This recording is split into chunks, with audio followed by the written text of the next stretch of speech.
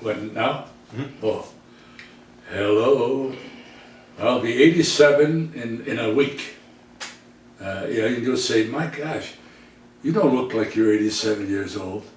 Well, there's three things in life. You've got youth, where you're in the family's way, and middle age in your wife's way, and when you're old, you're in everybody's way.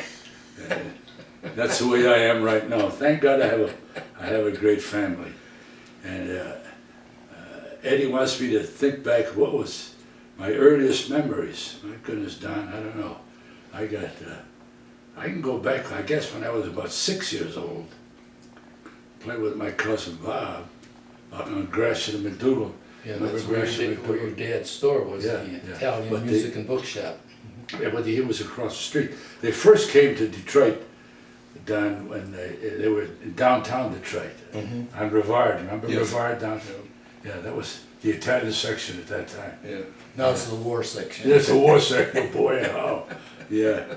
I remember that, and of course, and then if anything to do with show business, I think I have to do that with remember the East Side Theater, Don? Yeah. Yeah. Very well. Well, they used to have contests there too. I did an imitation of Charlie Chaplin. I don't know how old I was. I guess I was 10 years old. And my father saw me do that. He said, "That's it. You got to be in show business." How about that? Prophetic, right? Yeah. And he dragged me to the Children's Theater. I didn't want to go. He chased me around the house. And, oh my God. He finally caught me, and then we put me in a car. And I get there, and they were doing Rip Van Winkle. It was the play, you know. But as soon as I got there, Don, it was like the lights turned on. I said, my gosh. The smell of grease paint made me happy, you know. Make believe. Yeah, it was. I think that was in there. Was that from Rip Van Winkle? When you make believe. Yeah, I believe so. I love you. Yeah, I think so. No. I'm sorry, that was Jerome Kern wrote that. Only make believe. I forgot. There was a famous song in that. Yeah. But all I was just an extra. But that's when I started. That's one of the earliest things that I remember. Was my cousin Bob, you know, was a cyclist, and you know Bob too, Yeah, right? Trevani, Yeah. How far back can you go, Don? Well, first of all, I'd like to say that my mother was one of 11 kids, and we had numerous, needless to say, cousins and so forth.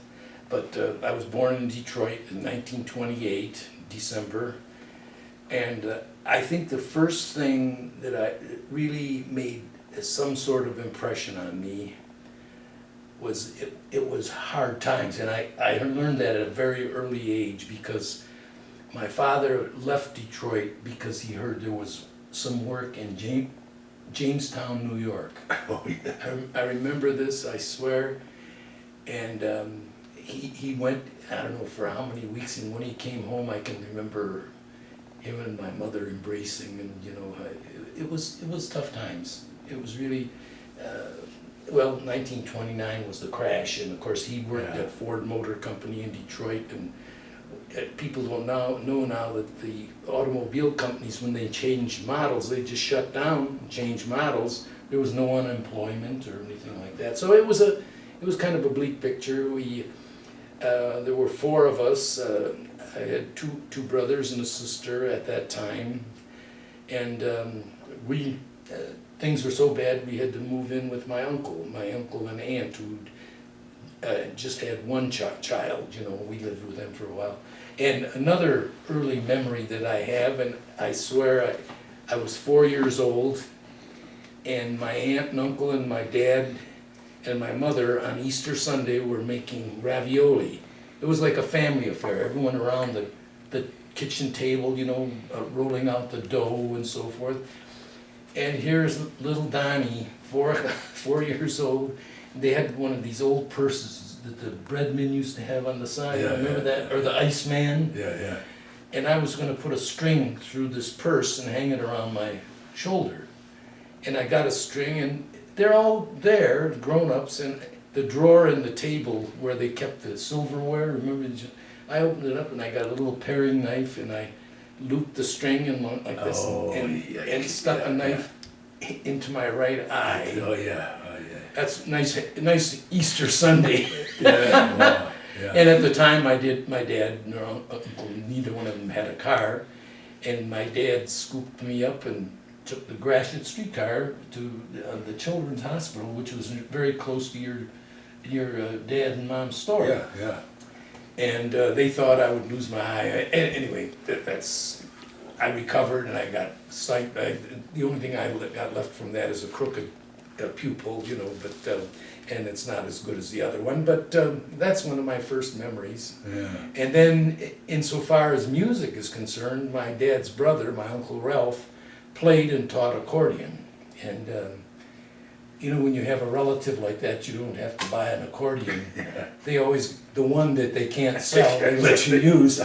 Now, I'm small now, but at that time, the accordion I could use, I couldn't even see over the top of it. Yeah. But because it was for nothing and so forth, Oh, and yeah. I really didn't enjoy it that much. And I loved my uncle very much. He was one of the finest men you ever met in your life, but he wasn't a very good teacher. And I just got discouraged and got away from it. And then at about 14 or 15, my brother David talked me into, we talked to my grandmother, she had a piano, and I asked her if, you know, we could use it, whatever, buy it. She said, if you can have it moved, if you can pay to have it moved, you can have it. So it was a big upright, and that's it. So that was the beginning of my musical career, anyway. So now, where should we go from there? How we met? Maybe from that we can segue into the way we met and so forth. Perfect. Yeah. We're gonna do a test here. Go for it. Well, after the Children's Theater, I really got very interested in it, but I was embarrassed to tell my friends that I was going to a dramatic school. It was twice a week. I never told anybody. In the meantime, now I'm doing pretty good in athletics, and then I'm in a high school. It's Christian Brothers School, and the guys didn't know I was going to drama school or anything. In fact, that's one of the reasons I played all the sports, but in my sophomore and junior year I didn't play basketball because it was when I was going to dramatic school. The guys didn't know about it. So, but sports meant a lot to me at that time, and I kept going, of course, to the classes. I'll never forget the junior prom down. That was really funny. Now I asked one of the girls who were one of the actresses. Mm-hmm. You know, she was gorgeous. Yeah. And she's about 16, 17 years old. So I take her to the prom, you know, and of course she becomes the queen of the proms. Yeah. And the brother goes up there and says, Bunzo, what did you do? Bring your mother? You know. I'll never forget that. That was pretty funny. Yeah. But after that, because I played all the sports, that was pretty. In fact, we did very well in football. I played football for 4 years there, and we played the championship game. And that year, nobody scored a touchdown on us. And in the championship game, we lose 2-0. It was on the block kick. Still, nobody scored on us. Wow. And with Joe Tocco was in it, Marty Burke, some of these guys, you remember them. Oh yeah. Remember Joe Tocco, he was really something, that guy here. He knew every Sicilian proverb there ever was, you know. Yeah. You might mention that St. Joseph's was a Christian Brothers Christian school, Brothers School, yeah. where if you happen to smart off to your instructor, he's liable to knock you on the oh floor. yeah, oh yeah, oh yeah, they were corporal. Oh yeah, definitely, yeah. That's the way it was. Yeah. Well, happy memories. I really enjoyed that. That's right. All my I had really so many good friends, and Don with them too. JP, Yeah. EJ, Provenzano, yeah. EJ, and Pat Carolla. Yeah, there's so many of them, and well, they're all gone except for Pat. You might mention how you incorporated Ronnie into the Well, yeah, your plays, you know, yeah, and well, why? yeah, I get discharged. By the way, I was in the service. I got ranked pretty high. Only, I think one of the reasons, Don, was because the show business helped me out. I was more outgoing. Yeah. You know. Meantime, I became a platoon sergeant. Then I became a godlike. I became a supply sergeant. Everybody, that was the best job you could have, especially where I was. But anyway, then I get discharged, and EJ and I, no, Mihalis, we're going out with different girls all the time. And Jimmy says, you know, there's one girl I think it'd be perfect for you. She belongs to the Young People's Club, and that's Mary, you know. Yeah. So anyway, so I go to the club, and to make an impression, I tell Father DeCanute, who just passed away, by the way. Yeah. But he also married Ronnie. I know. Yeah. He wanted to raise some money for the church. I said, well, I tell you what I'll do. I got some plays that I can direct, you know, and then have the people from the society all join in. So meantime, well, okay, I got my 4 plays, but in the meantime, I needed something in between, you know, Don. So, Between acts, like. yeah, in between acts, yeah. So I heard about Ronnie being able to say, well, because one of the girls said, boy, you know, this Ronnie, he can sing anything, and he puts people together. It does impressions. Yeah, He did impressions. So I talked to Ronnie, and I said, would you mind doing something? He said, yeah, okay. So he had Jinx Marino. Remember Jinx Marino? Yeah, Jinx Marino, and the other 2 girls, I forgot their names, but it was a quartet. I had them do something after every act. Now, okay, now everything's over with, and it was a pretty big success. But really, the only professional act was Ronnie. Yeah. Ronnie's doing it, and of course I did some pantomime. Yeah. So what I did was more show business like. So. Yeah, when you say pantomime, I don't think a lot of people realize it. At one time, Yeah. you would pantomime to a record, like a '78 record at that time, and you just mouth the words. And of course, it was a funny thing. And you know, if you happen to be playing a woman, you might put some balloons under your sweater. Yeah. But go on. I'm sorry. Well, that was the beginning of it, and then he and I said after we got through, I said, Ronnie, you want to get together and do some, because we were both still going to U of D. I said, you want to do something together? He said, yeah. So we get into some amateur contests on, and we won them all, you know. Yeah. And I forget, the biggest thing we did was Ronnie doing Wind is Blowing, what is it? I got my love. I got my love, keep me warm, yeah. So anyway, we did that, and then well, it's a long story how we got in together. Then we decided, if we're going to audition for a job, one of us has to play an instrument. Well, that time I was more or less a half-assed drummer, you know. And Aren't they all? Ronnie was playing violin, you know. So Drums and violin, everyone wants to hear that. and so Right. so the guy was an agent. We never met the guy. Just the guy over the phone, Don. I forgot his name.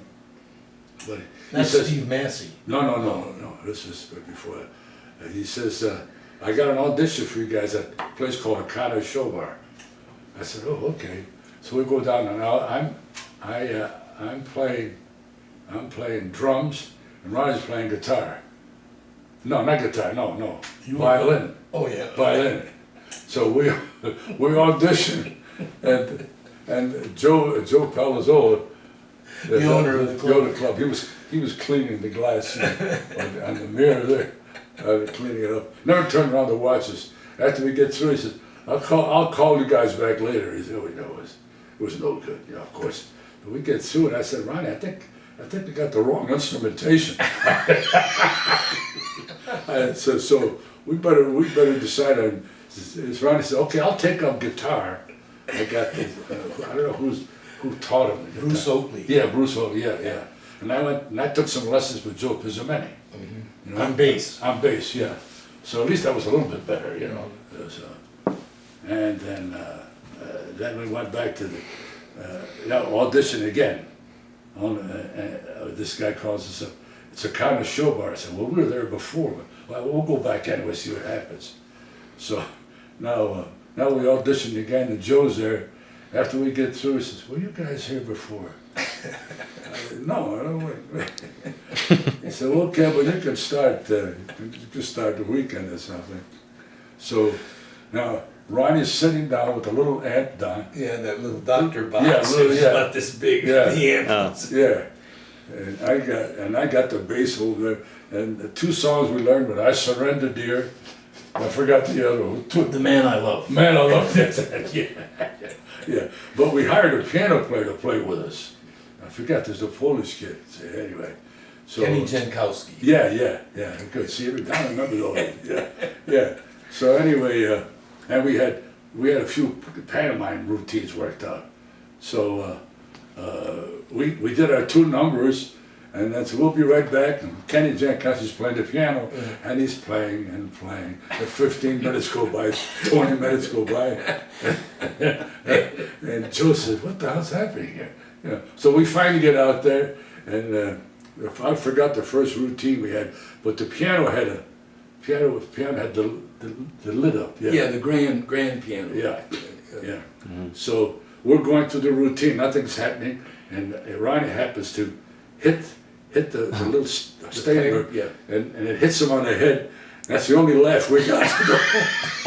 The whole routine. And Joe Palazzolo, the owner, said, "Boy, that's a funny bit you did where Ronnie when it hits Ronnie. He almost got knocked out, and he thought it was a comedy spot." But when we got through, he said that was the worst effing thing I've ever seen in my life. We were ready to pack up. Well, you got to finish up. You got to finish the night. Well, make a long story short, we got better, and we stayed there for 3 years. But we met. Now we're auditioning piano players. Went through a lot of guys. Yeah, well, if I can pick it up Yeah, there, yeah. Kenny Jankowski, incidentally, was a great pianist, and he used to drive them crazy. At that time, everything was man. It was like now they'll say like. Well, at that time, it's, hey man, like man. I got this car, man, and he was driving them crazy. Well, anyway, he left, and a guy came on the job named Bob Millar. Excellent pianist, who I was studying with, and he had some other things going. And at one of my lessons, he says, you should look into this group that I'm playing for. They're really talented guys. They're funny and they're, show busy. And he says, because I'm leaving, he says, why don't you? So they were working this Connor show bar. By the way, some of their names up to then were Ronnie and Burt, the Counts of Mirth, and the Looney Tunes. Nice. So anyway, I went to, by the way, I had to lie about my age because in Michigan you have to be 21 to work in a club or go into a club. So for a long time people knew me as David Ray. That was my brother's. I used his proof. But anyway, I went in to see them, and I can remember to this day, I laughed. I can tell you the spot. Ronnie did the Greek ambassador. Remember, I'm the Greek ambassador, and he says, I was talking to Cleopatra. I says, my name is Mark Antominus, and he says, I'm a general in the Roman army, and I came here to roam around a little bit. And before I get lost, I wanted to tell you about the greatest Greek philosophist, kid by the name of Anonymous. He's still ready. But that was one spot. And then each one of them did a Victor Borge bit. Burt did the phonetic punctuation where high, different sounds for exclamation periods and so forth. Word for word from the record, live though. And Ronnie did the inflationary language where you say the numbers in words when it's create becomes crenine, tennis becomes 11ness, and so on. He said as he wiped his 5 head, you look tutorful 3-night, darling. And indeed Anna did look tutorful, even though she had just returned from a health institution in Southern California. So, anyway, Yeah, you remember that. I swear I remember these from the first time I heard them, and I was dying laughing, and of course they did pantomime, which I had mentioned before, where they would play a record, a 78, and it was the piano player's job to play the record, and they in turn would be doing this. They did the Barber of Seville, in which.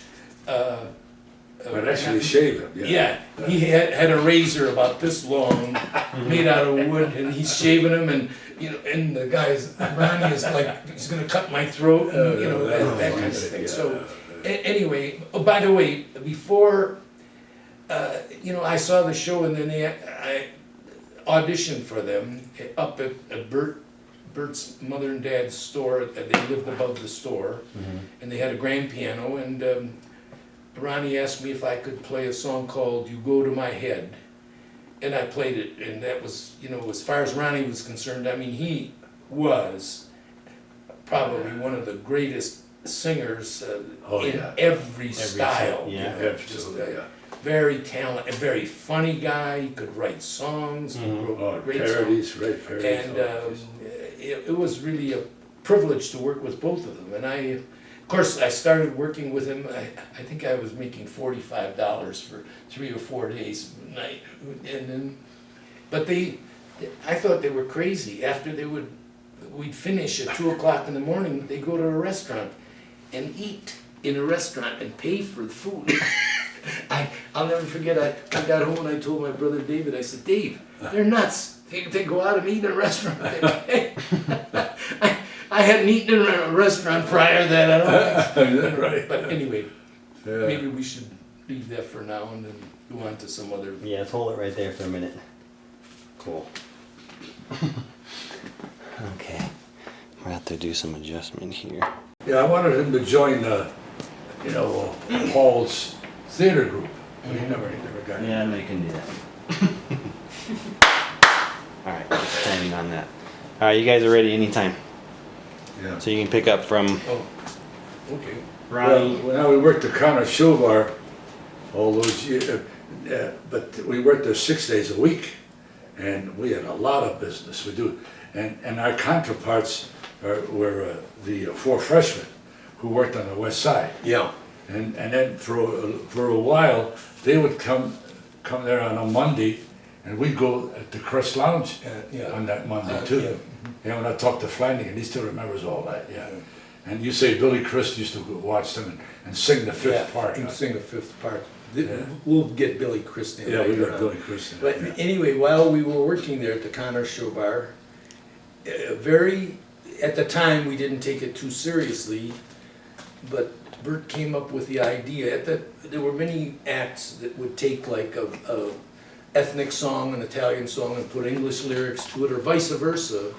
And he thought maybe we should do that, so we went to his mom and dad's store where they had all Italian music, Italian literature, you name it. If it was Italian, you could get it at Bonaldi's. It was like the Italian City Hall of the East Side of Detroit. Yeah, really. Yeah. And we went there, and I don't know if it was Burt or Ronnie picked up the song called Per un bacio d'amore, which means a kiss for love. And by the time we went back to my house to rehearse, because I had the piano there, by the time we got to my house, which maybe was 10 minutes later, Ronnie had written all the English lyrics to it, called it Tell Me Your Mind. Oh, yeah. And we rehearsed it. That one, we used to, I can't believe how fast we used to get material. We rehearsed it, the arrangement, the whole thing, and we did it a few times, and we forgot about it completely. We didn't do it, hardly at all, well, there's certain things that happened at the Connor Show Bar that were kind of life-changing things, and that. Yeah, we used to rehearse it, but we'd learn 2 and 3, 4 songs at a rehearsal. And a comedy spot. Yeah. And do it that night. Do it that night, yeah. So, but anyway, this was kind of a groundbreaker. A couple of years later, I had gone into the service, and they had, Andy Amato played accordion with you, and George Shahagan played piano, and George Annis. George Annis, George Annis turned out to be a veritable valuable guy for us. Oh, yes, yeah. But anyway, this particular song, someone was interested in recording.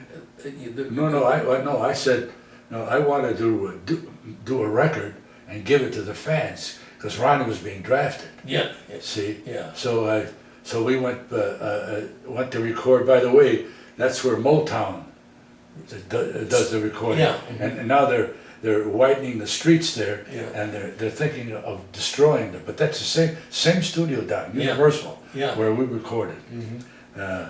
But anyway, that's when we went there. I don't know how we picked. I got out of the phone book, went to the studio, and the song that we were doing at that time was Cuban Love Song. Remember? I'll tell you how low. Yeah. Cuban Love Song. Yeah.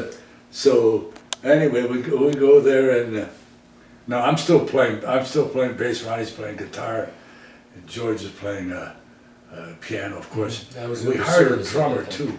I forgot his name. Not Charlie Bonelli. Yeah. Charlie. Yeah, it's a good thing he remembers these guys. Yeah. So anyway, we must have done this. It was an acetate, not tape, on acetate. They cut the wax, Yeah. No correcting or editing, just. So we did Cuban Love Song maybe 30, 40 times at least, and we finally got it right. Okay, now that's it. I said, let's put that Italian song that we do, Tell Me Your Mind, on the other side, so my father could sell it in the store.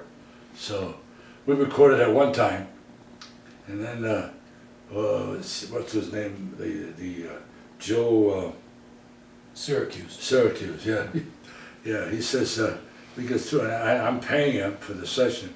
He says, "Do you mind if I try to get a record company to listen to this stuff?" I said, "Sure, okay." I didn't care, So we get a call later. A couple of record companies were interested, but not in Cuban Love Song, but in Tell Me Your Mind. It was supposedly the throwaway. Yeah, and that really turned out to be unbelievable. It's first record sold First over 1 million copies. Yeah. Wow. Over 1 million. One of the biggest thrills I had was we were walking down Broadway. You weren't with us at that time, but walking down Broadway, and in the stores we'd be playing the music, and we'd be hearing "Tell Me Your Mind" Yeah. walking down Broadway. Yeah. Incidentally, I went into the service for 2 years, and as I got out, Ronnie was ready to go into the service. Yeah. So maybe we should pause here, and there's another big segue. Yeah. Let's check. Yeah. Get credit for it, Go for it. Oh, Okay. Well, as I said, I had left to go into the service. I was in 2 years, and as I got out, that's when "Tell Me Your Mind" yeah. hit big. And we got And down back again. We Yeah, wanted and that, I went yeah. back with, Yeah. and Then we did Ramona, we did Ramona. and And- a couple of other ones. Yeah, I think we Do, did. do, do, do, do. Yeah.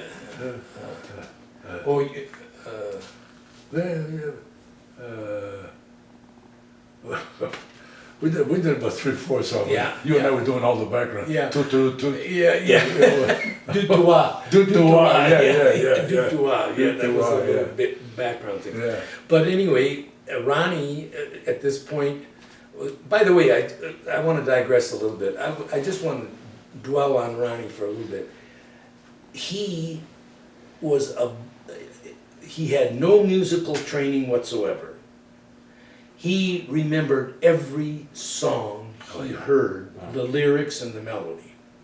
He had no training, but if he would come in and say, "I heard this song and on the radio at that time," and he said, "I want to do it," and he'd sing it to me, and I wasn't familiar. Now there's songs are comprised of lyric, rhythm, and harmony, the chords that you play with these songs.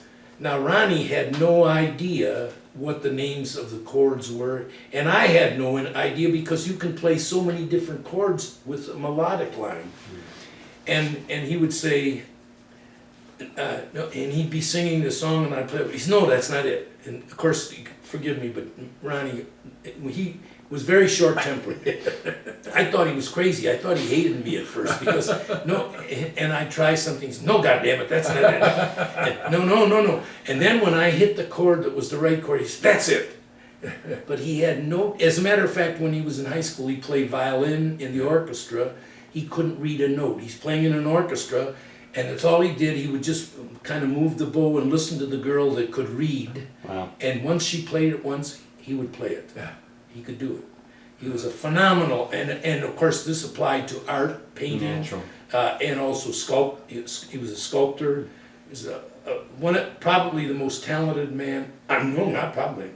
The most talented man in every way that I ever met. Oh, yeah. I ever met, and I think Burt would agree. Yeah, I was lucky enough to work Yeah. with him and him. Yeah, So, well, I really had it good. So anyway, Ronnie was going to go into the service, and Ronnie was the lead singer on a million-selling record, Ron Gaylord. Now, His name he was was- Ron Vincent. man. he first originally went as Ron Vincent. Then he changed his name because, oh, by the way, I should mention too, the way we got the name the Gaylords. It was original. Gay didn't have the connotation that it does now. It was two words, the Gaylords. At that time, very few people wore beards. You know, the only people that we would see wear beards were in movies like Robin Hood or Richard the Lionhearted would wear beards. So we decided, you know, we did some funny stuff. So gay, happy lords, we would grow beards. So Ronnie had a real big stiff beard. I mean, heavy, and I did he pretty could, good.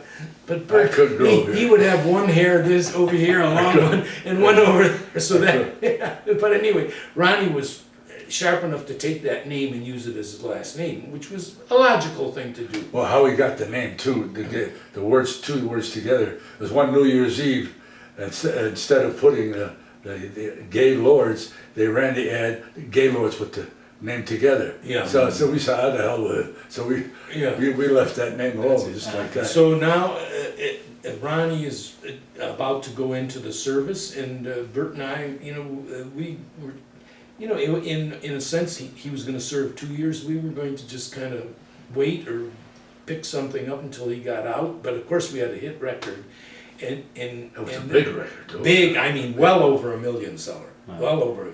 At that time, they only had the top 10. They didn't have top 40 or top 100. It was in the top 10 for 3 months on the hit parade. Wow. That'll give you an idea. But anyway, one night my wife, and oh, by the way, I met my wife at the Connors Show Bar. She was a groupie.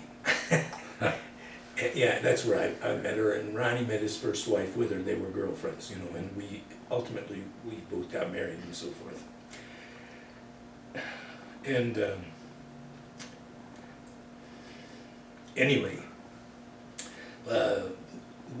Susan and I went to see Buddy Greco, a very good singer and kind of somewhat of a name singer that was working at this club that we worked at. Falcon Show At the Bar. Falcon Show Bar, and he asked me, he says, well, what are you guys gonna do now that Ronnie's going, the lead singer is going into the service? And we said, well, I just told him we're gonna wait around.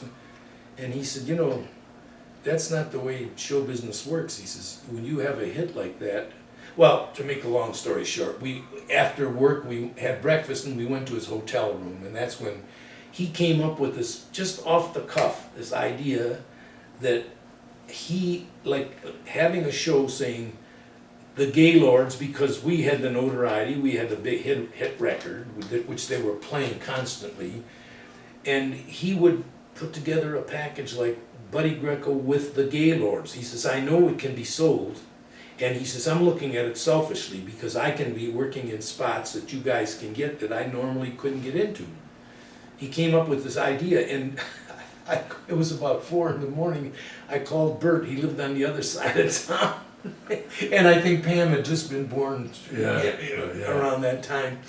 And needless to say, crying babies and everything. I said, I think you should get down here. Buddy Greco's got an idea. I think that's important. And he said, well, Jesus, it's late. I said, no, I really think that you should think that you come and talk to him about this. He's got a hell of an idea. So anyway, that was, and we did go on the road with Buddy Greco. Yeah, we got to tell him about Billy now. Yeah. Oh, by the way, picked Billy yes. up yet. Now we were a trio. Oh, very important point. Ronnie was the lead singer. Burt had never sung lead in his life. He sang harmony with Ronnie as I did. He never sang lead. Of course, I always say Burt learned how to sing by osmosis because in his family store, they were playing Tagliavini, Giuseppe Stefano. He had been listening to all this all his life, but like I say, absorbing by osmosis. The first, well, I'll get to that later, but the first song we recorded with Burt singing lead was a hit. Yeah. Well, how we found Billy though. Oh yeah, because at the time he made the group. yeah, and Buddy Greco, as I say, was working at this club, and the bass player was a guy that I had worked with these different groups, orchestras, and that rehearsing and so forth. His name was Billy Christ, Albania. Fantastic player. Fantastic bass player, and we said, well, we don't have a trio, and Buddy said, Billy can sing. He says, and I knew Billy as a bass player, but he was a great singer. I mean, he's in tune and just, and that's Billy Christ. The ultimate thing happened when we were working with Buddy, and of course the record company, Mercury Record, was, and rightfully so, they were going with Ron Gaylord. He was the lead singer. And they didn't think too not highly, but they just didn't think too much of the Gaylord remainders, or whatever you want to call them. And Burt, and we're working on the road with Buddy and doing quite well. And Burt asked him if he could record the group with Billy, Burt, and myself. And they didn't sound too interested. He said, "Look, we're going to work the Chicago Theater. That's where Mercury Records offices were." He said, "Would you please come in and see us there and just see what you think?" So they did send someone in, a token person, to come in to see us perform. And we did a novelty song called the Mama and Papa Polka. And I guess they figured they didn't want anything conflicting with Ronnie's singing. So they said, we'll record you as a novelty group. So we were going to grasp at anything. Yeah. So we went in for the session and we did that, and we had a song, another Italian song called Se Avessi un Mandolino, If I Had a Mandolin. And a girl named Bunny Paul had written English lyrics to this and called it Strings of My Heart. Well, again, the song was released with the Mama and Papa Polka as the A-side. Now we get a call 2 weeks later from the company. They said, the record is going crazy in Cleveland. We said, Mama and Papa Polka? No, the other side. They didn't even know the name of it. Yeah. Well, in those days, the jukebox would pick a hit. And if they picked a hit, there's over 200,000 records sold already. So ours was an immediate hit. Yeah. So that was the transition. Yeah. Ronnie was recording as Ron Gaylord and had a hit and so forth. We in turn were recording without Ronnie with Billy Christ, and we had a hit. Yeah. And let's stop there for now. Okay. Portion. After Strings of My Heart, like I say, the Jukebox Association, they're the ones that made it a hit, because already if you're selling 200,000 records, the company's pretty happy, right? Yeah. Now they let us do whatever we wanted to do, I guess. So, and by the way, when we go to a session, they done how many songs would we do at a time? We would do four per session, a 3-hour session, Yeah. 4 songs per session. Yeah. We would do 3 sessions for an album, like Yeah. Well, anyway, after that, we recorded. I think it was When the Vine Came to Grape. Yeah. That they wanted us to do. And They wanted. Yeah. I didn't want to do it. And, we had by the way, our arranger, who was our pianist, a very good friend of mine, a great guy, a big help for us. Yeah. Was George Annis. He did all the arrangements. They done for the big band and everything. Big band. Yeah, he was really great. Anyway, I didn't want to. That was the last song we did, and that became a real big hit for us again. Probably the most popular song we recorded is probably that one. Mm-hmm. Yeah. Then we did Isle of Capri. We were covering ourselves too.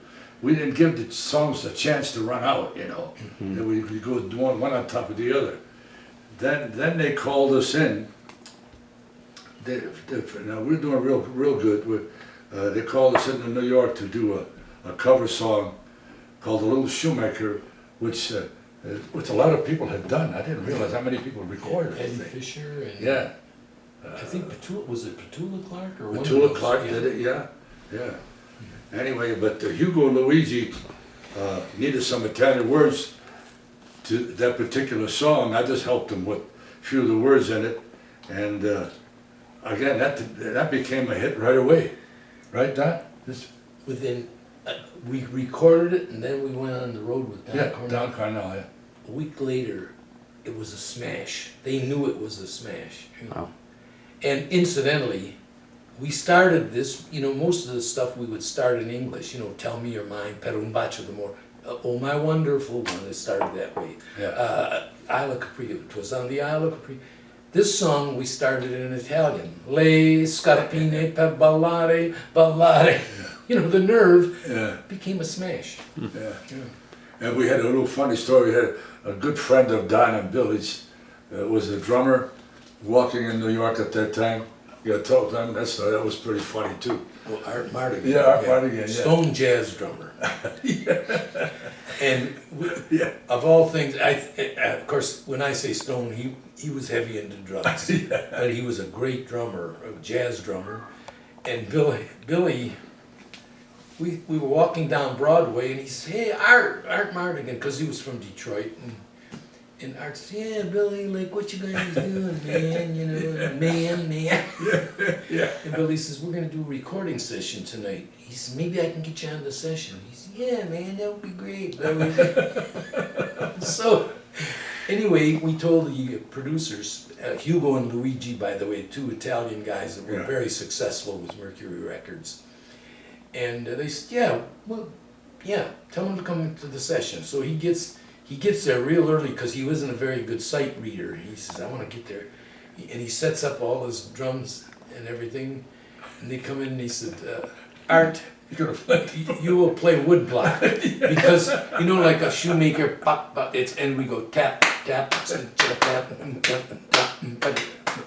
and just that's what he did. Yeah. He did it very We well. did it very And well. that was kind of an identity with the Yeah. recording, that's Yeah. set it That was apart. funny that we picked up. Yeah, man. Yeah. That was funny. But like Don said, it became just an instant hit for us. It was just incredible how successful we were with that. But but at that time, fame wasn't like it is now. If you have a million seller record now, you make all kind of money. Here we had all those hits working the Thunderbird, and we were making $1,750 a week, working 7 days a week, Two shows a night, and we had to pay for our own hotel. and all the agents and the manager and Yeah. guys. What a difference, Yeah. So that was something. That was the funny thing happened there too. I had a good friend of mine named Cass Michaels who was a baseball player. Remember Cass Michaels? He was a great ball player. Anyway, he comes into Thunderbird, and I see him in the lobby, and I say, "Hey, Cass, how are you?" I played ball with Cass all throughout my high school days. He said, "What are you doing?" I said, "Well, we're on our way to Los Angeles, but we stopped by Vegas here for a couple of days." And I said, "That's good." So he checks in and everything. Now I see him a couple hours later, he's checking out. I said, "Cass, what are you doing?" He said, "Teresa, he's upstairs. I just won $30,000. I said, I'm checking out and going to Los Angeles. That's pretty good, huh? Yeah. There was a lot different times for us. Of course, we got to talk about the first job we had with Duke. Oh yeah. But getting back to Buddy Greco was kind of like a jazz-orientated piano player and singer, and he was with a booking agency that specialized like in jazz and swing, and Louis Armstrong was one of their biggest clients, so that'll give you an idea. So when we met with him, he said, I think I'm going to put you on a tour with Duke. And I said, Duke who? He said, Ellington, you idiot, like who else? And I thought he was crazy. Duke Ellington's band, us going from the Vine King. But Duke Ellington treated us, he conducted for us while we were on stage at that time. Billy and I weren't. How did he introduce us, John? And he used to speak in real florid, flowery, that is, language. And he said, and now introducing those purveyors of tonal zest, the Gaylords. But what a thrill it was for us. Here we are working lounges, and all of a sudden we could work with one of the best bands of all time. Yeah. That was amazing. And that was a great tour, wasn't it, Don? Yeah. Yeah, we really enjoyed that, yeah. That's why I gave up smoking. I think you did right a little while after that. Yeah. Yeah, Don was a chain smoker. He used to light one after another, hey Don? Yeah. Those were the days of smoking. Everyone smoked. In the movies, there wasn't a scene in the movie that someone didn't light a girl a cigarette or a Oh yeah, I watch this, movies now, they one after another. That and drinking a shot. They drink all, yeah. Maybe we should break it off and get into the Nevada scene. Yeah. Yeah. 'Cause we haven't even mentioned our kids or anything. In other words, it's not greasy or. Tomato with the. Oh yeah, and then a bruschetta, with basil and chopped tomatoes and. No, it That was. sounds good. It was very. Nick can cook, He's a Oh good- yeah, he's a good cook. Yeah. Yeah, he's a really good cook. Yeah. Hey, Andrew, one day. They all can cook. Yeah, one day at Lewis's place, Andrew made risotto.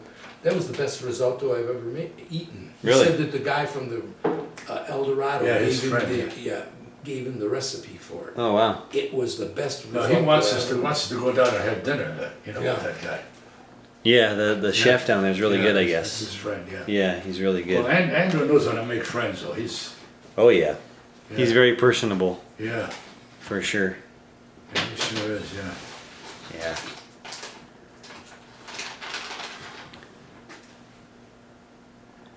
Let's Okay. see, actually, Nevada. In Elko. And now we're used to working with the big bands, with Chicago Theater and the Palmer House in Chicago and so on. Now I said, now you guys are gonna work the commercial hotel in Elko. We get there, it's a little stage over Behind the bar. Behind the bar, yeah. And there's no band, it was just Don's playing piano and Billy's playing bass, and that's it. But it was all right. We enjoyed it though. Watching us, remember poker games we watched there? Oh yeah, and the people at the bar would all of a sudden something would fly by you, and we realized at that time in Nevada they used silver dollars, no tokens, silver dollars and chips, and all of a sudden we'd be singing or something and. Silver dollar would, if those things hit you in a wrong spot, they'll knock your teeth out. We're dodging. Well, that's the way they were giving us tips. Really? Throwing silver dollars on the stage. That was really something. Yeah. And we worked this commercial. Well, that was the commercial hotel, and we didn't take it too seriously. But the owner, his name was Red Ellis. He took it very He loved us, because we felt out of water. I mean, we didn't have a band behind us, just piano and bass and.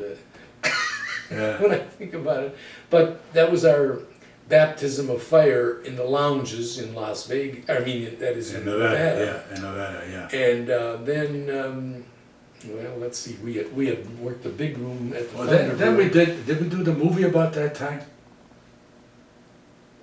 Oh no, we did that prior to that with the little Prior, shoemaker. Yeah. We did do what they used to call a musical short. Years ago, they used to have double features, 2 movies, and it would be broken up like with either a cartoon or a musical short, which maybe would last 20 minutes. And we did one for Universal Studios, and it was called Strictly Informal, in which we sang, and a little acting part Burt did, with this DJ, and there was a real big group called the Harmonicats. They played harmonica and had one of the biggest hits of all time called "Peg of My Heart." Yeah. But we did a movie for them, and We worked with them too, with Duke, remember? yeah, they were part of the show with Duke Yeah. Ellington. They were Yeah. on the show with we doing these one-nighters, Yeah. But that was like at that time, that was the beginning of the importance of lounge groups in the state of Nevada, and it became people like Louis Prima, the Mary Kay Trio, the Characters, Yeah. big people. The big people would work the lounges, and fortunately, Ronnie was so creative. I left them for a time, and they worked the Holiday Hotel here in Reno. And Ronnie, at that time, Joe Conforti, had one of his places, and it was like, it became like a conversation piece, no pun intended. Don't do But, it. Don't use peace. Yeah. Anyway, Ronnie wrote a thing about Joe Conforti's house, and the girls with the Boy Scouts that used to deliver the newspapers to the house. It was, "We're the boys from Camp Winnemucca." Yeah, that was right. And it became the talk of Reno. Everyone would come in, including Joe So Conforti. Conforti, yeah. He would have us doing that thing, and Ronnie would adapt. He would take a song like Big John to what was his name? The Pit Boss. Yeah, and he changed it from Big John to Pit Boss, and things related to gambling. He took the musical My Fair Lady and did he took every song, "I've Grown Accustomed to Your Face," "On the Street Where You Live," "I'm Getting Married in the Morning," and he did parodies on those, and the plot of that musical was, he named it Della the Dealer. Yeah, I dress up with that. Yeah. I had the balloons and the wig and everything. Yeah, Della the Dealer. All I want is to deal someday, but the pit seems so far away. That was her aspiration, to get out. She was a change girl, and she wanted to be dealing 21. That was like her dream, Yeah. But when I think about it, we did this, I don't know how many times, but all this work that went into it and his writing, it was so, people still talk about it, John Hamlin and that. The whole, when we worked up at the lake, the whole South Shore said, "Oh, the Gaylords are doing Della the Dealer tonight," and all the pit bosses, all the dealers, the change girls, the bartenders, the cocktail waitresses, they would fill the place. Oh, yeah. And there is no record of it. All my notes that I took on the lyrics and all that, I don't know what I did. There's no record of it, and parts of it we remember, but it was like a tour de force, Yeah. And, just I get requests a couple of times every time I go to the Good Old Days Club. Burt, do you still remember that routine you did on Pit Boss? Pit Boss. yeah. Smoke and he did it. Yeah. No, I said that. But anyway, we became very big in Nevada in the lounge circuit, and of course, really, I'm not tooting our horns or anything like that, but there was Louis Prima and the Gaylords, Gaylord and Holiday, because really, Ronnie and Burt, they did comedy. They were super performers, really. And we're and are, well, of course, Ronnie's gone now, but it was like we could do no wrong, and we And would the guys come up we with had, it. though, we had a And we had some good real players. good musicians. One of the best drummers who incidentally did work with Louis Prima before he worked with us. And we had a guitar player that people don't know about named Jimmy Weibel, who was a giant. And Jimmy McGee. yeah, Jerry McGee. Jerry McGee, yeah. He's another guitar player that worked with And us. Sonny Troy, right? Yeah, Sonny Troy, and Yeah. of course we did live albums, one in Las Vegas and One in Tahoe. and one at Lake Tahoe. He had live albums on show, and so forth. And then we started working for Harrah's, where we did maybe 14 weeks a year in Reno, and 12, 14 years a week, I mean 12 or 14 weeks a year up at Lake Tahoe's, Harrah's, you know, Wow. which made it possible for us to be with our families a Yeah. lot more, you know, we could lead a.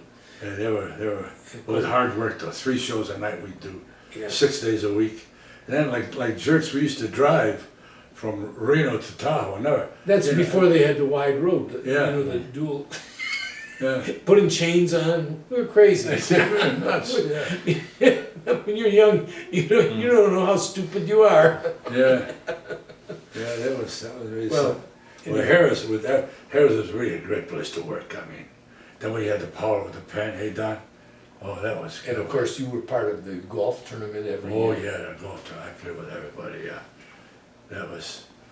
Yeah, That was Burt played golf with Bob Hope, Don Rickles, oh, I played with just all Bill Cosby, you name. Ed Eisenhower. Mhm. Yeah, Jack Nicholas. I played with everybody. Arnold Palmer. Yeah, we mentioned that.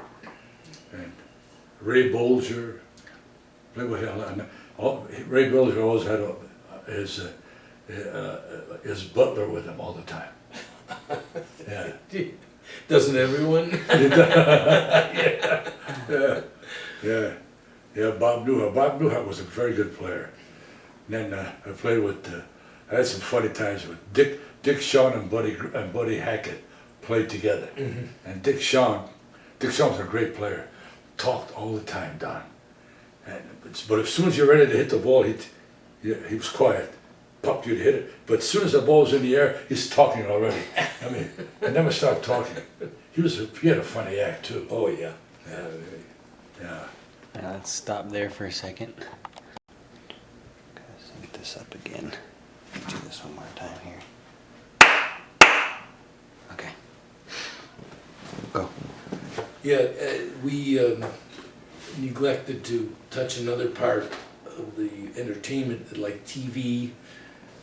We did the Hollywood Palace show. Number of times. Yeah, Yeah. once with Victor Borga, once Yeah. with Arthur Godfrey, Yeah. once with Tony Martin. Tony Martin, Yeah, Sid Charisse. yeah. Yeah. And we did the Flip Wilson show, I think twice. Yeah, that was a Yeah, that and was- we did Glenn Campbell's oh, show. many times. Yeah. Many times, and of course on the strength of that, Glenn Campbell, he was doing a tour of England, and he asked us to work as his opening act in England, Scotland, and Ireland, and which was a wonderful time for us. Oh, yeah, that we was saw great. what a beautiful tour it was, and the people, and then of course we also did a long tour with Rowan and Martin's Laugh-In. We did, Canada, we did Montreal, Toronto, Detroit, Yeah. a long That's right. We tour. were in Detroit with them too. Yes, yeah. And let me see, oh yeah, as a matter of fact, when we were going from Detroit to Toronto, and when we got to Toronto, my dad had 2 nephews that had come over from Italy in the 1950s. And I had dinner with my dad and them prior to the show, and I took them all to the show. And my 2 cousins gave me some of their homemade wine. Now Dan Rowan was a wine aficionado. Oh, yeah, I don't know yeah, what you would call. So we took a train. Incidentally, the trains in Canada are wonderful. Oh, beautiful, yeah. Dining cars and all that stuff. And Dan would always order these wines. He knew the finest wines and all this stuff. And I said, by the way, my cousin gave me a couple of bottles of his wine. And I mean, this stuff was rot gut. Yeah. And Dan says, oh really? When'd you get them? So then I don't know, I think this wine was about 18 or 20% alcohol. And Dan says, it's pretty good. Yeah, we were in Montreal and they had great rooms up there. And Rowan and Martin had just finished a movie called Maltese Bippy. Yeah. Remember that? Yeah, it was terrible. But anyway, no. Well, all of us, the cast, we were all there. Me, Don, and Ronnie, and what's her name? Ruth Buzzy and Ruth Buzzy. Inga. Inga, yeah. Tall, Anyway, statuesque. and we're near the end of the meal, and the producers came in, And I said, hi, you know, from the movie. And yes, it's, hey, by the way, so what, here, the wine and the desserts are, we'll take care of that. No, Rowan is a wine connoisseur. Everything he picked up was $90, $100. But, you know. I don't know what So, the damn. yeah, we get through with all that, and then and they're waving, and they look at the you could see them. You said, yeah, Rowan was a good guy. I liked him. Yeah, I remember playing golf with him at Hidden Valley, and he had a bad temper. And when we get to the 18th hole, he takes his clubs and throws them in the lake. He said, "That's it. I'm not playing golf anymore." Just threw the whole, and he never did. Yeah, Never played golf after that. yeah. Dan was a perfectionist. He wanted to be the best at everything, and if he couldn't, he stopped playing the game. Yeah, he was a very nice guy though. Dan was. Yeah, and Dick Martin was from Detroit too. Yeah. Yeah, from Detroit. Yeah, we had love for. You know, we had a club too in Detroit. I was in partners there with our arranger, George Anderson, and a guy by the name of J.P. Provenzano. That was an adventure too. If we needed any money, then we had to work it because we'd fill it all up. Yeah. Me, Don, and Billy, we'd do. But had some funny things happen. One of the funniest things that happened was J.P. was Jimmy Provenzano. One day we used to switch off at the bar, and I'm there early, about 10 o'clock or something, and the guy comes in with a hat on. Remember I told you that story? He comes in with a hat on. He says, "I'm from the UAW here." He says, "You got to have another cook." I said, "For what?" "Well, you got to have another cook, otherwise we're going to padlock the place." I said, "Well, I don't know about that." I said, "I don't think we need another cook. We're doing all right with it because we're doing the buffets in the afternoon." Anyway, wait till my partner gets here. So I know Jimmy was going to come by. So he's at the end of the bar with the hat on and a cigar, a real typical union guy, you know. So Jimmy comes in. And he comes up to me and says, "Who's the guy at the bar?" "That's the guy from UAW. He said, "If we don't hire another cook, he's gonna padlock the place." He said, "Oh yeah." So he goes a little further in, and that's where the desk was, picks up the phone. I said, "Mr. Buffalino?" "Yeah, okay." "Hey, fat ass, come over here." I said, "Oh boy." I picked up a roll of dimes. I said, we're gonna have a problem here." He comes over there, he picked up the phone. "Yeah, Mr. Yes, okay, that's it." He walks out, we never heard anything else. This was this Buffalo. He was the Tony Soprano of Detroit. Yeah. The guy he was talking to on the phone. Yeah. Well. So what else in Reno? What else did you guys finish up in Reno? Well, we did a lot of performances in Reno. Oh yeah, we worked Harrah's for a long time, and then we worked the Nugget. We worked at the time the MGM. Mm-hmm. We also worked the Riverside. We worked every club in Reno. Yeah. And we started out. We even worked the Mapes too. yeah, Riverside, where what's his name? Wertheimer was his name, the guy that had it at that time. Yeah. Then Don and I had a booking office for a while. Yeah, right by Maytans there. We did pretty good too. Yeah. So what's your guys' best, between the two of you, your best like memory of your guys' performing together? Like the thing you'll never forget that you guys did, or a performance you did, or somebody you met, or... Well, it almost has to be us working with Duke Ellington. That was just... And then of course we opened for Juliet Prowse at Harrah's. In the main room, we worked with Juliet Prowse. And Buddy Hackett. Yeah, we worked with Buddy Hackett. At the Sahara Hotel in Danny Boston. Thomas, Danny Thomas, yeah. But it was, it was always, my wife said something to me once. She said, "How can you laugh at those things that you've heard all the time, How can you continue to laugh at it?" She says, "It can't be that funny, that you're going to continue." And I said, "No, it was funny, because Ronnie and Burt, it was always spontaneous. They would never do it exactly the same. And they had a like a radar going that if one said something that was a little unusual and not expected, the other one would know how to follow up on it. Yeah. And out of that would come a new bit. It would just develop into a new bit. And to me, I always looked forward to coming to work. There wasn't a time that I thought it was tedious or anything like. Never, because I was probably the best one in the audience. I was the best one, the strongest. Yeah, it was. I was lucky to find Don, I tell you. Well, it was. Lucky to find Don. God was good to me there. Hey, Wow. the only thing I can tell you, meeting Ronnie and Burt turned my life around. That was it. It was just turned my life. And I can, as I said before, the first time I saw them, I realized, my God, these guys are great. They are real performers, you know. So, and singers, and it was. You know, in a way, I feel bad. I feel bad for Ronnie because he never got the accolades he should have gotten as a singer. Yeah. Yeah.